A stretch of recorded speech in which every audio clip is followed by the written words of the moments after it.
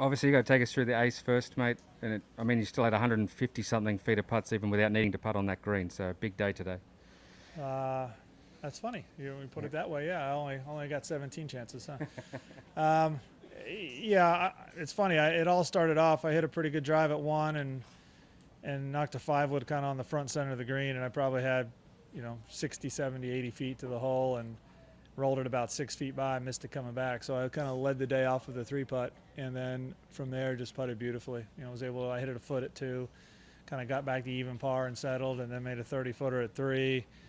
I had to struggled with my speed, honestly, early. On 4, I hit a bad iron shot kind of on the front of the green, and I hit the first putt. Must have been 8, 10 feet by. I made it on the way back. 25-footer for birdie at 5, made a 10-footer for par at 6, made a 6-footer for par at 7. Just kind of got on a roll.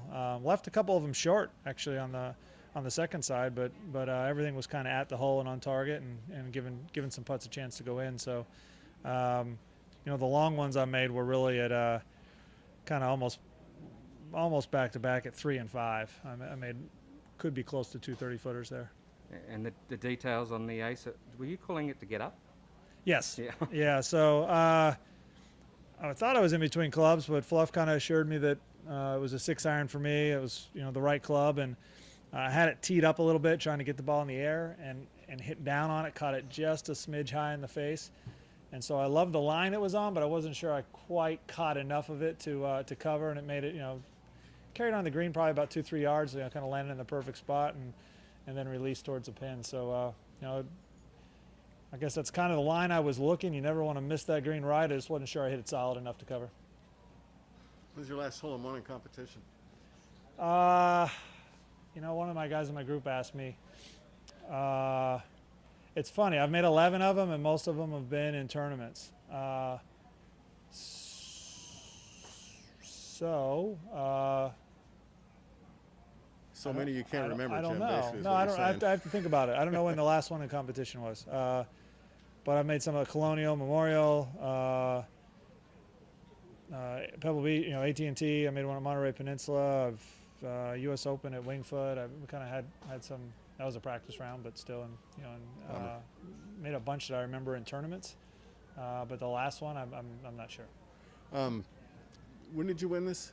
You remember what year you won this tournament? They just told me, but I do. It was 96. It was 96. It was my second win, and I remember I won at the end of the year 95, and then came out early in the year. And this wasn't the lead-off event back then. I think it was a February event in 96. And Do you realize Morikawa wasn't born when you first won here?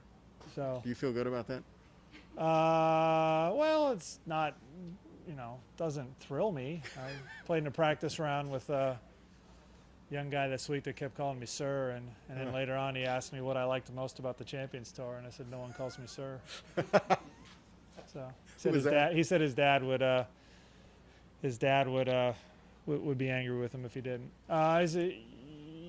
Brett, I'm trying to come up with the last name off the top of my head. He's a young guy from Hawaii. Okay. He's got a Corn Ferry. Brett Grant. There you go. Brett Grant, okay. That's it. Yeah, nice guy. What are you obviously pleased with the score, but are you just here for the kind of the 2-week swing? You wouldn't be here without Hawaii, I wouldn't think. Well, I've always loved being here. It helps, put it Yeah. that way. I love Sony. It was a place I had a lot of success in my career. I won in 96, I think I lost the playoff in 97. Had a lot of top 10s here, and love the course. It's a place that I feel like, I'm not hitting the ball far enough to compete out here on a regular basis on a lot of the golf courses, but Waialae's a place I still feel like I can get around and I can shoot under par pretty well, and so it's fun.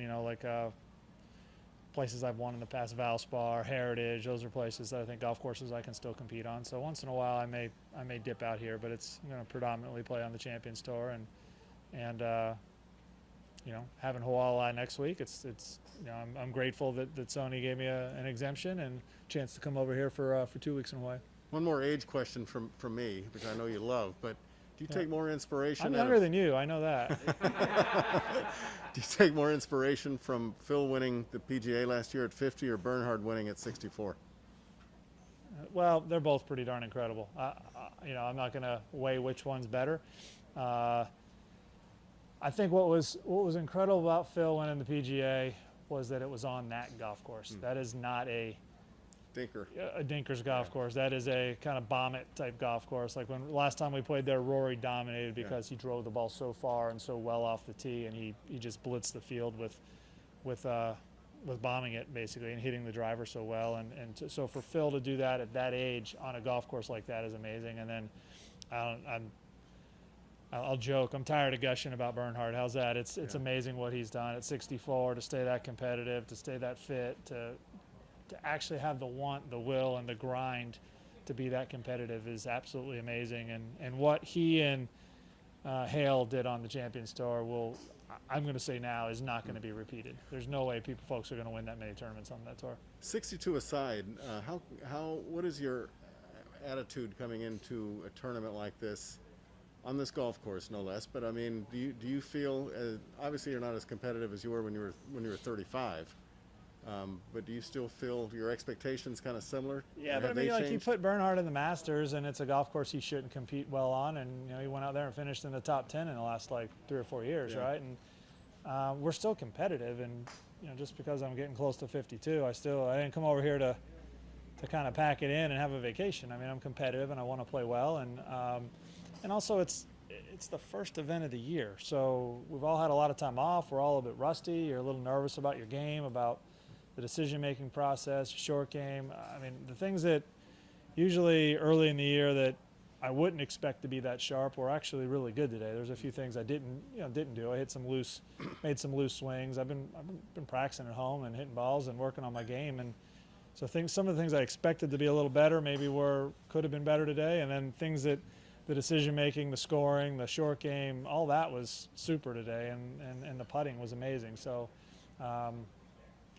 Really trying to get ready for this year. And what do I look at this week? I mean, I want to be competitive. I want to compete. I want to try to put myself in position in the hunt, but I also kind of want to get a feel for where my game is and kind of set up what I want to work on for the year. Sorry about that, Mark. You don't see a lot of pyre hats in Hawaii, I'll say that. Hey, Tim. How was this event, this course, evolved from your time here in the mid-90s to your recollection? There's been a little bit of redo to the greens. I mean, there's a handful of green complexes that are totally different. Number 6 comes to mind, number 10, number 17, number 18. I mean, just totally different green complexes. A lot of them are very similar. And then with all the rain that we've had, my memory here is, I think, of wind. I think of both the trades and the Konas, but I really kind of remember the golf course and the trade wind. I remember this golf course being a lot more brown, a lot more bounce, a lot more roll. Really difficult to get the ball in the fairway, and with all the rain that they've had here in the islands in the last couple of weeks, from what I understand, I was told that the 10th fairway was underwater last week. So the golf course is a lot greener. I remember heavy rough, and we got some heavy rough this year. But with the greener, guys can be a little more aggressive with the iron shots. It's going to play a little longer. I think I'm getting shorter, and the golf course is playing longer, but I'm hitting some more club into greens than I usually would have in the past. And even last year, I hit a lot less club into most of these greens.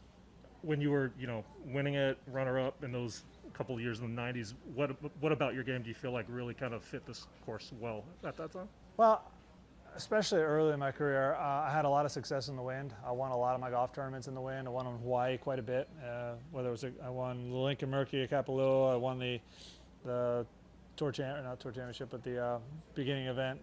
It's now the Century, I believe. So there we go. Won that won here. So I had a lot of success in the wind early in my career, and my forte was getting the ball in play, getting in the fairway. So. And crosswinds, and then on a windy golf course it was really dry and firm, and it was tough to get the ball in play, and you needed to because of the wiry Bermuda rough. I was able to and kind of flight the ball and control it, and kind of gave me some chances to win here at this course. One more on an old guy, but your thoughts on Big Ben getting your team to another playoffs? We'll see.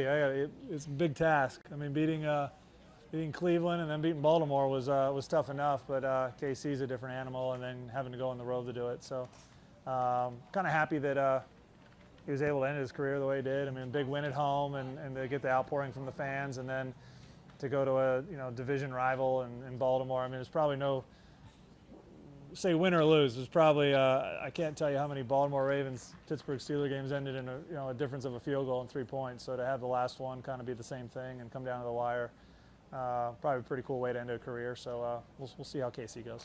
Cheers. On you, mate. Thanks. Well played, Jim.